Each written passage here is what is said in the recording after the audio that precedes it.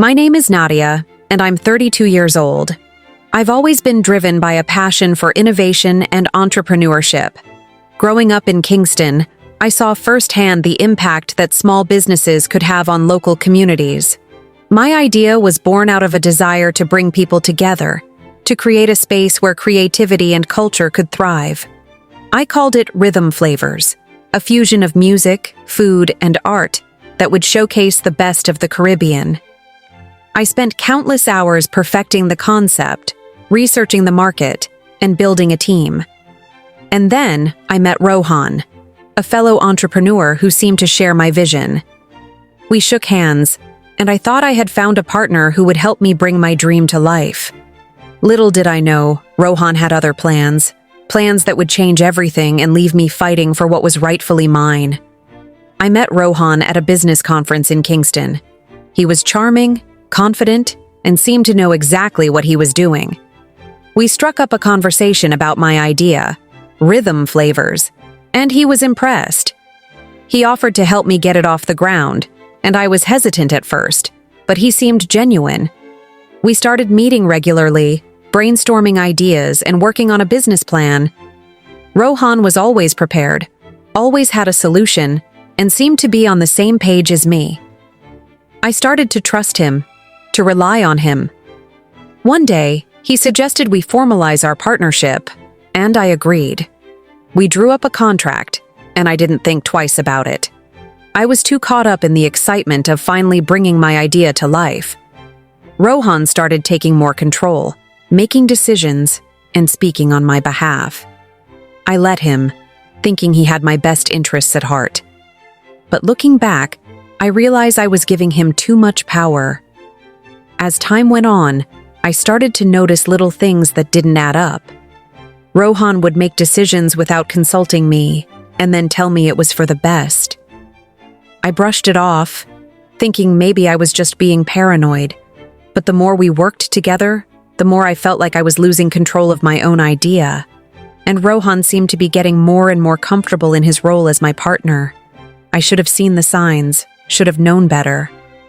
But I was blinded by my own enthusiasm, and I didn't realize what was really going on until it was too late. I was working late one night, finalizing the details of Rhythm Flavors. Rohan was supposed to be helping me, but he was running late. When he arrived, he was agitated, his usual calm demeanor replaced by a sense of urgency. "Let's get this done," he said, rushing through the documents. I hesitated, feeling a sense of unease. But Rohan reassured me. "Trust me, Nadia, I've got this." He reviewed the documents, his eyes scanning the pages quickly, and then, without warning, he made a change. A small change, but one that would have significant consequences. "What's that?" I asked, pointing to the alteration. "Nothing," he said, dismissing it. "Just a technicality." I didn't think much of it at the time. I trusted Rohan and I thought he knew what he was doing. But days later, I discovered the truth. Rohan had changed the ownership clause, giving himself majority control of Rhythm Flavors. I felt a wave of anger and betrayal.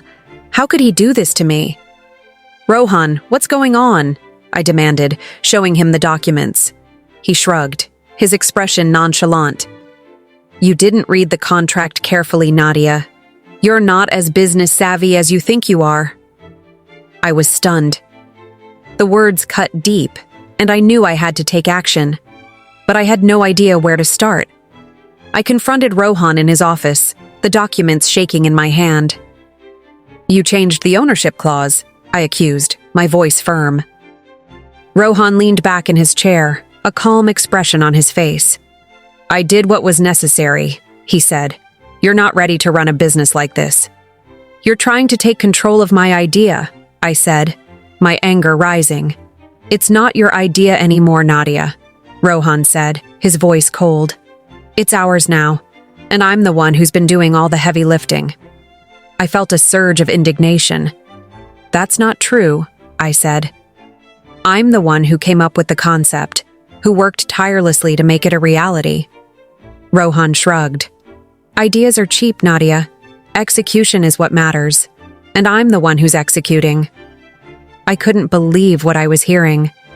"You're going to regret this," I said, my voice low and even. Rohan just laughed. "I'm not worried," he said. "I've got the upper hand now." I stood up, my eyes locked on his. "We'll see about that," I said, turning to walk out the door. But Rohan's next words stopped me in my tracks. "You'll never win, Nadia. I've got the law on my side." I turned back to him, a fierce determination burning inside me. "We'll see about that," I repeated, before walking out of his office for the last time. I spent the next few days gathering evidence, poring over documents and emails. I highlighted every discrepancy, every inconsistency in Rohan's story. I talked to our mutual acquaintances, people who had worked with us on the project. Some were willing to share their experiences, others were not. But every conversation, every document, every note I took brought me closer to building a case. I met with my lawyer, a sharp and seasoned woman named Lisa. She listened intently as I laid out my story, her expression growing more serious with each passing minute. "Let's review the contract," she said, her eyes scanning the pages. "There's definitely grounds for a dispute here." She pointed out several clauses that seemed ambiguous, others that were clearly in Rohan's favor. "We need more evidence," she said. "Can you get me the emails, the meeting notes, anything that shows Rohan's intentions?"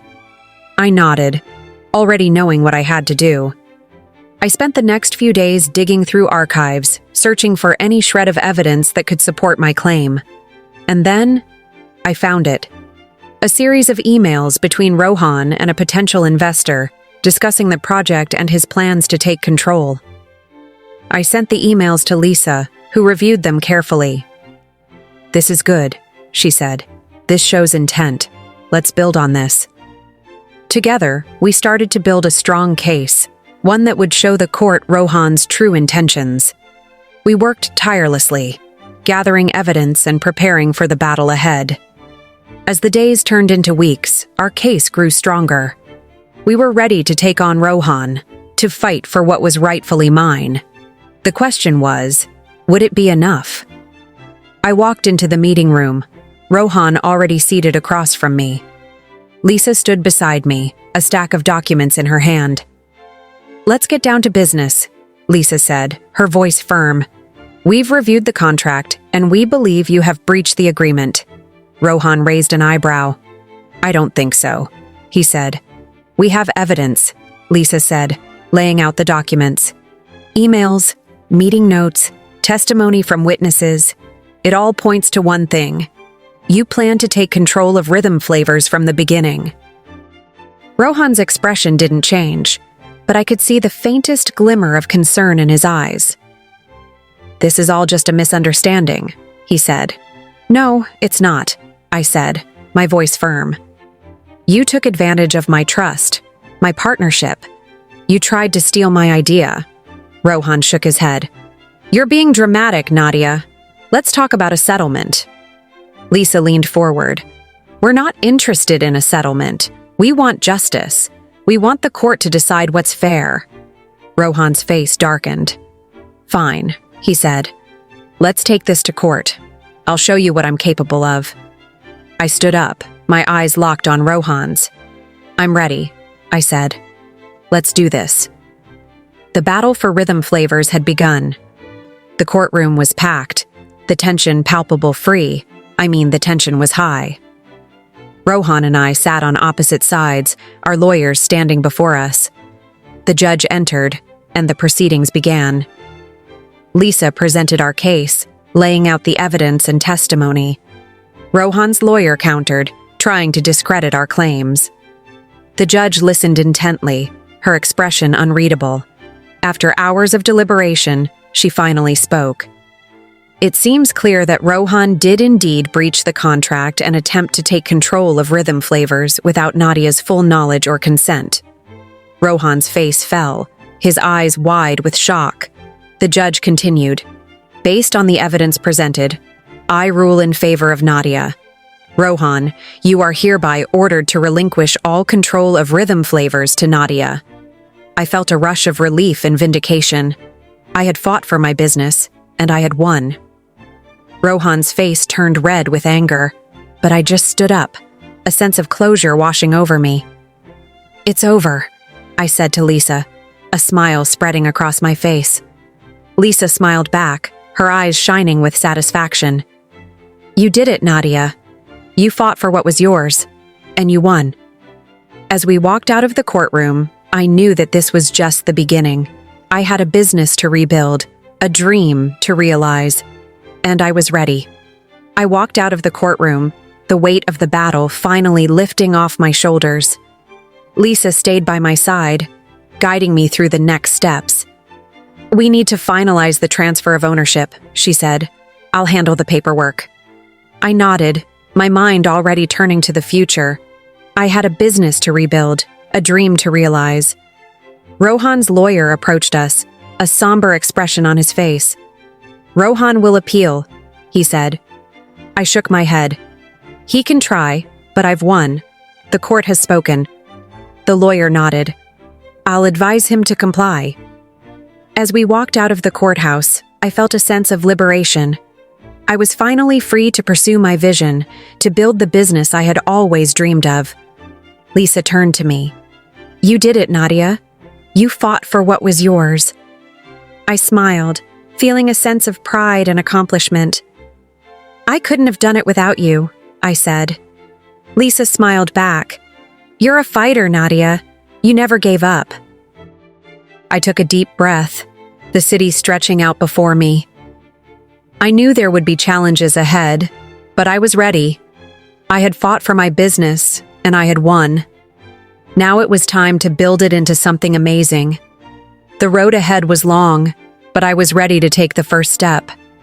I was ready to make my dream a reality. I sat in my office, surrounded by the familiar sounds of rhythm flavors. It was hard to believe it had all come to this. I thought back to the battle with Rohan, the court case, the stress and uncertainty. I had learned a lot from the experience. I had learned to trust my instincts, to stand up for myself and my business. I had learned that sometimes you have to fight for what's yours. I thought about the people who had supported me along the way. Lisa, my lawyer, had been a rock. My friends and family had been a constant source of encouragement. I realized that I wasn't just fighting for my business, I was fighting for my dream. And in the end, it had been worth it. As I looked around my office, I felt a sense of pride and accomplishment. I had built something from scratch, something that was truly mine. I thought about the future, about the possibilities and opportunities that lay ahead. I knew that there would be challenges, but I was ready. I had learned that with determination and perseverance, anything is possible. And I knew that no matter what came next, I would face it head-on. The experience had taught me a valuable lesson. Never give up on your dreams. Keep pushing forward, no matter what obstacles come your way. And always stand up for what's yours. I smiled to myself, feeling a sense of closure and new beginnings. The battle was over, and I had won. Now it was time to build on that victory and create a bright future for Rhythm Flavors. Have you ever faced a similar challenge in your business or personal life? Share your story in the comments below. Let's support and uplift each other. Don't forget to like and subscribe for more inspiring stories and entrepreneurial insights. Thank you.